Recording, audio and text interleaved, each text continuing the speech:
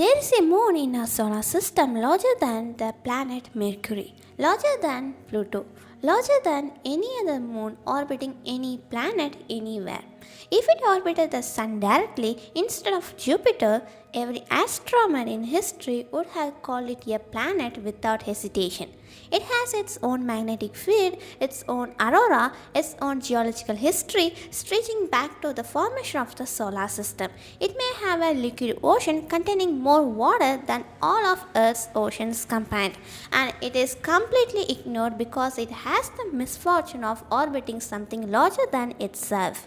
And isn't science fiction, this is Ganymede, the largest moon in the solar system and one of the most extraordinary worlds we have ever found. So, why does almost nobody talk about it? Let us find out. But before we uncover the incredible history of Ganymede, if you are fascinated by space, mysteries, and the most unbelievable stories our universe has to offer, so make sure to subscribe to my channel and join our community. Now let us travel nearly 628 million kilometers from Earth and discover the forgotten world that could have been a planet. Ganymede is big. That word does not do it justice. Its diameter is 5268 km. Earth's moon is 3474 km. Mercury, a full planet, is 4879 km. Ganymede is larger than Mercury by nearly 400 km. It is larger than every dwarf planet, larger than every asteroid, the largest single object in the solar system that is not a planet or a star. If you removed Jupiter from the equation and placed Ganymede in its own orbit around the Sun, we would have 9 planets in the solar system instead of 8.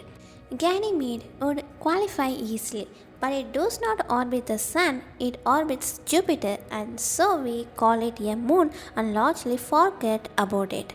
What makes Ganymede truly strange is not its size, it is its magnetic field. Moons are not supposed to have magnetic fields. Our own moon has almost none. Mars has almost none.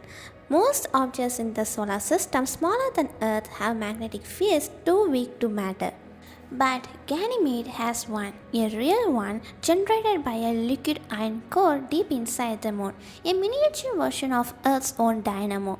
This magnetic field creates auroras, glowing bands of light near Ganymede's poles, where charged particles from Jupiter slam into the thin atmosphere, auroras on a moon. The Hubble Space Telescope has photographed them, pale ribbons of light circling the poles of the largest moon in the solar system, while Jupiter looms enormous in the background.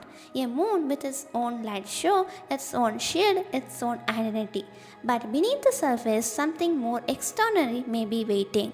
Ganymede has a thick outer shell of ice. Below that ice, models suggest there is a liquid water ocean, not a small one, a ocean roughly 800 km deep, 10 times deeper than the deepest point of Earth's oceans, containing an estimated 35 times more liquid water than exists on Earth.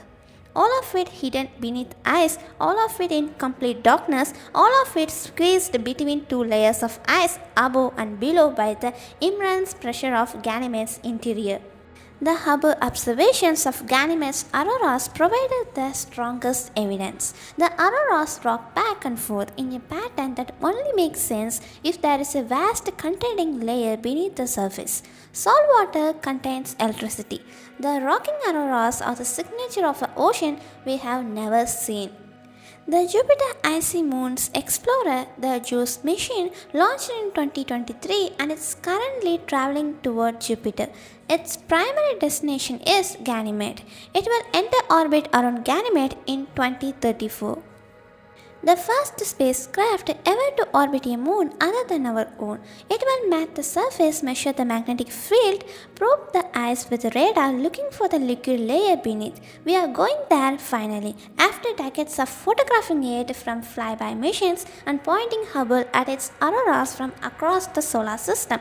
We are sending a spacecraft to spend years in orbit around the largest moon in the solar system. Ganymede is not dramatic in the way Io is dramatic. It does not erupt, it does not scheme.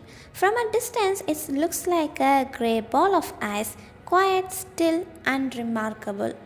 But quiet things are often the most interesting. Beneath that grey surface is a moon with its own magnetic field, its own auroras, its own ocean larger than all of Earth's seas, and its own place in the long, complicated history of how solar systems form and what they leave behind.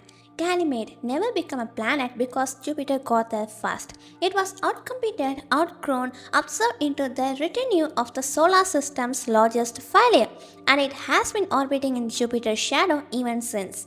Patient, magnetic, waiting with the ocean inside it, nobody has ever seen. So, if you like this video, just subscribe, like, share. Bye everyone.